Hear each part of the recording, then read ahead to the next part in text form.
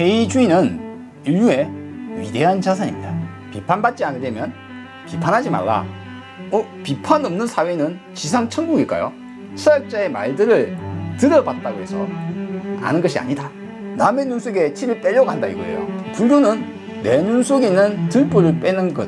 근데 왜 우리는 내 눈 속에 들보가 잘 안 보이죠? 반투명해서 마치 세상이 원래 보라색 색상인 것처럼, 즉 회의주의는 과학의 아버지입니다. 회의주의는 인류의 위대한 자산입니다. 회의주의는 인본주의, 즉 휴머니즘을 여는 기본적인 사상입니다. 허상을 부수고 우리의 고정관념을 깨부수는 데는 회의주의가 필요합니다. 하지만 현대인들은 대부분 회의주의에 대해서 회의적입니다. 왜 그럴까요? 현재 한국인들은 공교육에서 회의주의에 대해서 한 번쯤 배우기 마련입니다. 또한 불교인들은 회의주의에 대해서 육사외도라고 불리우면서 상당히 나쁘다라는 인식을 가지게 되었을 확률이 굉장히 높습니다. 그런데 이 회의주의를 제대로 이해하지 않으면 불교를 제대로 이해할 수가 없게 됩니다. 절대적인 가치, 신성한 그 무엇인가, 권위를 내세우고 싶어하는 이들에게는 회의주의가 대단히 거추장스러우며 이것을 배척할 수밖에 없습니다. 그들이 지어낸 거대한 거짓말을 완전히 드러내어서 회의주의에 대해서 확실하게 새롭게 이해를 하지 않으면 우리는 인류 문명의 흐름을 이해할 수 없게 됩니다. 이번 화에서는 회의주의에 대한 공부를 하기 위해서 그 시작을 예수님의 말씀으로 한번 시작을 한번 해보도록 하겠습니다. 비판받지 않으려면 비판하지 말라. 예수님의 말씀이십니다. 마태 7장 1절의 내용이고요. 이것은 산상수훈에 들어가 있는 내용입니다. 이 예수님의 말씀, 오늘은 7장 1절부터 5절까지의 내용을 한번 살펴보려고 합니다. 자, 2절 한번 보도록 할게요. 너희가 남을 비판하는 방식 그대로 너희가 비판받을 것이요, 너희가 남을 평가하는 기준이 너희를 평가하는데 쓰일 것이다. 앞에 이제 비판받지 않으려면 비판하지 말라와 함께 요 내용들의 얼핏 듣기에는 황금률인 것처럼 들립니다. 황금률이 뭐냐고요? 다들 알겠지만 황금률이란 내가 당하기 싫은 것을 남에게 하지 말라. 어찌 보면 인류 법적 체계의 기준을 이루기도 하고요. 도덕이나 종교, 철학 모든 분야에서 이 황금률은 어느 정도의 기본을 깔고 있습니다. 그런데 한번 의문을 한번 가져봅시다. 그러면 비판을 안 하면 비판하지 않는 사회는 좋은 사회일까요? 비판 없는 사회는 지상천국일까요? 그러면 비판은 무엇을 뜻하는 걸까요? 왜 비판하지 말라고 했을까요? 비판받지 않으려면 비판하지 말라. 그러면 내가 비판받아도 좋다고 생각하면 남을 비판해도 되느냐? 그럼 비판은 비판으로 끝나느냐? 비판은 도대체 무엇을 뜻하는 것인가? 내가 남을 평가하는 기준이 그대로 나를 평가하는 기준이 될 것이다. 그 기준은 좋은가 나쁜가? 그럼 그런 기준을 가지지 말란 말인가? 우리가 한 번 듣고 지나가는 말, 많이 들었다고 내가 알고 있다고 생각하는 말, 그런 말은 내가 깊게 이해하기 위해서 노력하고 비판적 사고, 의문, 이를 통해서 확실하게 이해할 때까지 그 의문을 가슴에 품고 왜 그 말을 했을까? 이 말은 무슨 뜻일까? 라는 것을 알 때까지 탐구하지 않으면 내 것이 되지 않습니다. 내 것이 되지 않으면 남이 예를 들어서 이런 말 하면 그 말 맞는 것 같고 다른 사람이 이 말 하면 그 말도 맞는 것 같아요. 왜? 내 것이 아니기 때문에. 내가 완전한 이해를 해서 내 것으로 체득을 하고 이 말의 뜻을 완전히 이해했을 때 그제서야 이 말을 내가 알게 되는 겁니다. 안다는 것, 원인과 결과, 그 법칙을 이해하고 왜 말했는지를 알게 될 때 그것을 확실하게 뼛속 깊숙이 새겼을 때 그것을 안다 라고 이제 말하는 겁니다.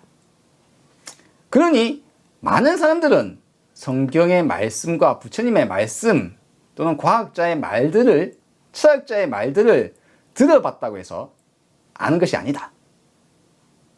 이해하기 위해서 의문을 가져야 한다. 비판을 하지 말아야 할까요? 여러분은 어떻게 생각하십니까? 왜 형제의 눈 속에 있는 작은 톱밥을 쳐다보면서 너의 눈 속에 있는 들보에는 주의를 기울이지 않느냐? 너의 눈 속에 들보가 있는데 어찌 너의 형제에게 내가 너의 눈 속에 있는 티를 빼주마 라고 말할 수 있느냐? 자기 눈 속에 들보가 있는데 그 들보는 내버려 두고 남의 눈 속에 티를 빼려고 한다 이거예요. 내가 너 눈 속에 티가 있으니까 그거 빼줄게. 자기 눈 속에 대들보가 있는데 위선자야, 먼저 너의 눈 속에 들보를 빼어라. 그 후에야 선명하게 보아서 형제의 눈 속에 티를 빼리라. 자, 여러분, 내 눈 속에 들보를 먼저 빼고 형제의 눈 속에 있는 티를 빼거라. 내 눈 속에 들보를 빼는 순간 선명하고 밝게 보일 것이다. 이 눈의 밝은 눈에 대해서는, 밝히 보는 것에 대해서는 예수님이 여기저기에 아주 자주 말씀하신 부분이기도 합니다. 따라서 밝은 눈이 되기 위해서는 무엇을 해야 됩니까? 나의 눈 속에 들보를 먼저 빼야 되는 겁니다. 내 눈 속에 들보가 있는 한은 남의 눈 속에 있는 티를 빼려고 하는 것이 주제넘은 짓일 수도 있다. 또한 제대로 보지 못할 수도 있다 라고 볼 수 있겠습니다. 사실 나의 눈 속에 있는 들보를 빼는 것, 이것이 불교의 처음과 끝에 가깝습니다. 예? 정말요? 예, 그렇습니다. 불교는 내 눈 속에 있는 들보를 빼는 것, 이것이 가장 중요한 요소 중에 하나입니다. 또 이번에는 육하원칙에 따라서 한번 던져볼까요? 누가 내 눈 속에 들보를 넣어놨지?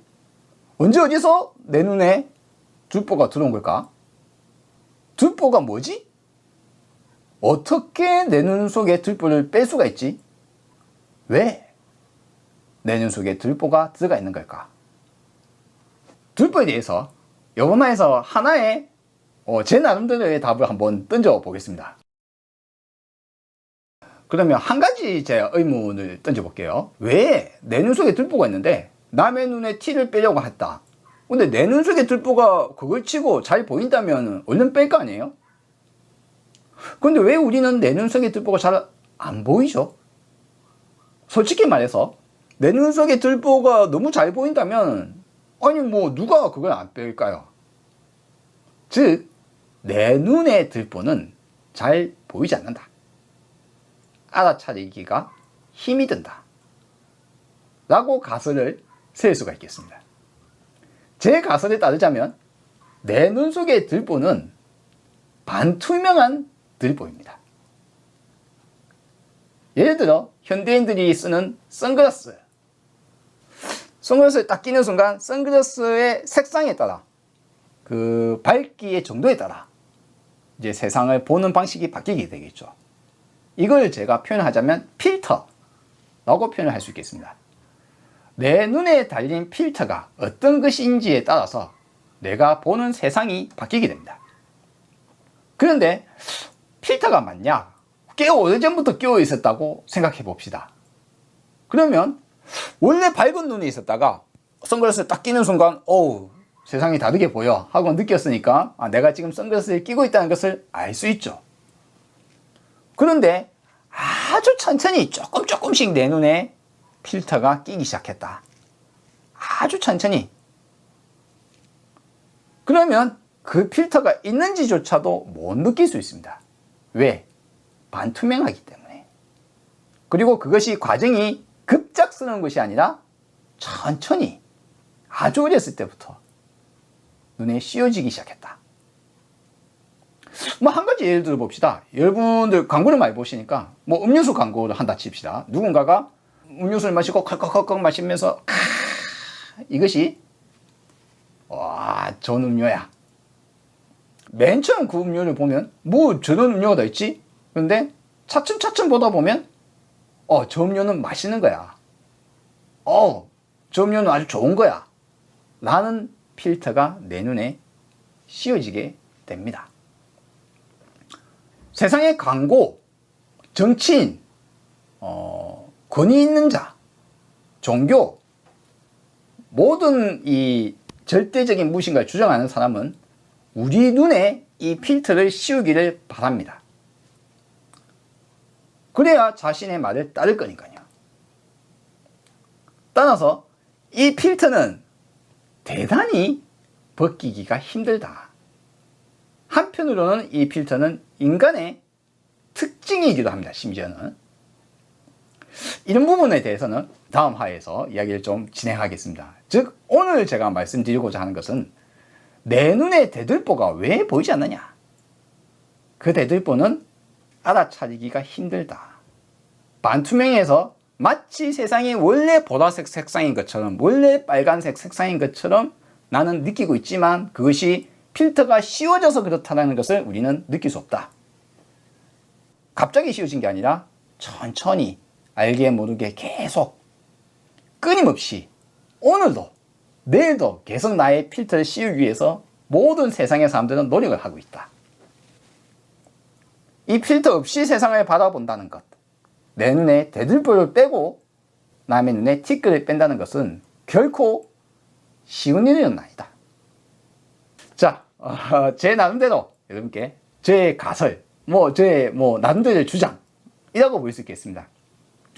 회주의와 이 대들보, 들보는 무슨 연관이 있느냐? 회주의는 내가 알고 있다고 생각하는 것에 대해서 그게 사실일까? 라는 의문을 가지는 겁니다. 내가 알고 있는 게 다가 아닐 수도 있어. 내가 알고 있다고 생각하는 이것은 세상의 본 면목이 아닐 수도 있어. 우리 눈은 가시광선만 볼 수 있습니다. 그러면 자외선이 있다라고는 상상을 못할 수도 있죠. 적외선이 있다고 상상을 못할 수도 있습니다. FM, AM 라디오가 눈에 보이지 않는다고 없다고 할 수도 있습니다. 세상을 있는 그대로 볼 수 있을까요? 인간의 감각은? 회주의는 나에 대해서 완전한 확신을 하지 않는 것이 회주의입니다. 내 눈에 들보가 차 있을 수 있다. 최소한 우물 안 개구리 일지라도 내가 지금 우물 안에 있구나 라는 인식이 그 인식이 그로 하여금 갑자기 세상을 탐구하게 만듭니다. 즉 회주의는 과학의 아버지입니다. 회주의는 철학 중에 고급 철학으로 우리를 이끌게 만드는 가장 기본 바탕이 됩니다. 내가 지금 이렇게 주장을 했는데 다른 사람이 뭐라고 이야기하면 내 주장이 틀릴 수 있구나 라는 전제가 깔려 있어야 다른 사람의 반박을 들었을 때 그냥 내 주장이 옳아 라고 안 하고 다른 사람의 말을 한번 생각해 볼 수 있어요. 자, 우리 회주의, 내 눈에 들보를 빼는 과정이 회주의를 공부하는 과정과 일치하며 사실상 우리가 불교 혁명을 이야기하는 저의 전체 영상의 내용도 이 회주의와 일맥상통한다 라고 제가 말씀을 드리고, 다음 화에서는 불교에서 회주의의 아주 중요한 내용을 말씀드리기 위해서 선어공의 비밀을 한번 파헤쳐 보면서 시작하도록 하겠습니다. 마지막으로 말씀 하나 드리자면, 제가 저번 화에서 피론의 불교를 직접 배웠다고 했는데, 그것을 제가 이번 화에 말씀드리기로 했는데 좀 이 영상을 미뤄야 될 것 같아요. 조금 더 다른 이야기들을 좀 꺼내고, 그리고 이제 그 꺼낸 것들의 중심에 있는 요 내용, 지리와 역사 부분을 함께 좀 다루도록 하겠습니다. 죄송합니다. 자, 어쨌거나 다음 화 또 기대해 주시고 함께 보아주시면 감사하겠습니다.